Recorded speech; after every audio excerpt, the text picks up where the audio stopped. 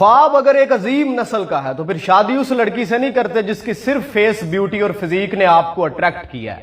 شادی پھر اس شیر کی بچی سے کرتے ہیں جو ویژنری ہو, جس میں لیڈرشپ والی کوالٹیز ہو, کیونکہ جس سے آپ شادی کرتے ہیں وہ صرف آپ کی بیوی نہیں ہوتی, وہ ایک لیڈر ہوتی ہے جس نے لیڈ کرنا ہے آپ کی نسل کو, ایک نیک مقصد دینا ہے, ایک عظیم نظریے کو آپ کی جنریشن کی رگوں میں انجیکٹ کرنا ہے. آپ کو بستر کے لیے عورت اور کام کے لیے ملازمہ نہیں, اپنی نسل کے لیے ایک ماں سلیکٹ کرنی ہوتی ہے. عظیم مائیں ہی عظیم قومیں جنتی ہیں, نہیں دیکھی یہ قدرت کی غلط بخشش کے ہو جائے شغالے پست قوم قوم کا لخت جگر پیدا. نجم الدین ایوب نے بادشاہ وقت کی بیٹی کو ٹھکرا دیا تھا اور ایک یتیم لڑکی سے شادی کی تھی, کیونکہ وہ جن کوالٹیز کی تلاش میں تھا وہ شہزادی میں نہیں تھیں, ایک جھونپڑی میں رہنے والی یتیم لڑکی میں تھی وہ کوالٹیز. گورنر نجم الدین ایوب کافی عمر گزرنے کے بعد تک بھی شادی سے انکار کرتا رہا. ایک دن اس کے بھائی اسد الدین شیر کو نے اس سے کہا, یار تم شادی کیوں نہیں کرتے؟ نجم الدین نے جواب دیا, ابھی تک کوئی قابل لڑکی نہیں ملی. یہ سن کے اسد الدین نے کہا, میں آپ کے لیے رشتہ مانگوں محمد بن ملک شاہ سلجوکی کی بیٹی کا یا پھر وزیر الملک کی بیٹی کا؟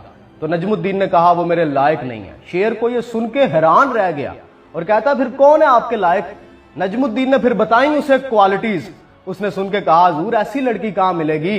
نجم الدین نے جواب دیا, اگر میری نیت میں خلوص ہوا تو اللہ نصیب کرے گا. سن کے اسد الدین خاموش ہو گیا. پھر ایک دن نجم الدین مسجد میں تقرید کے ایک شیخ کے پاس بیٹھے ہوئے تھے. ایک لڑکی آئی اور پردے کے پیچھے سے اس نے شیخ کو آواز دی.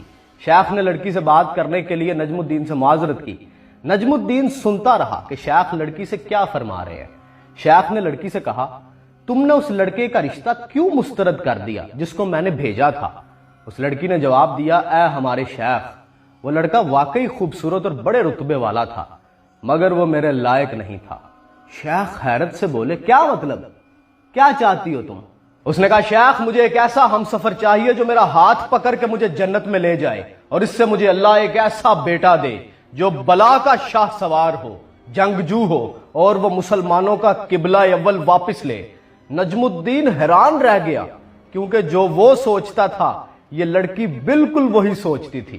وہ نجم الدین جس نے حکمرانوں اور وزیروں کی بیٹیوں کے رشتے ٹھکرا دیے تھے, ڈھہ گیا وہاں پہ.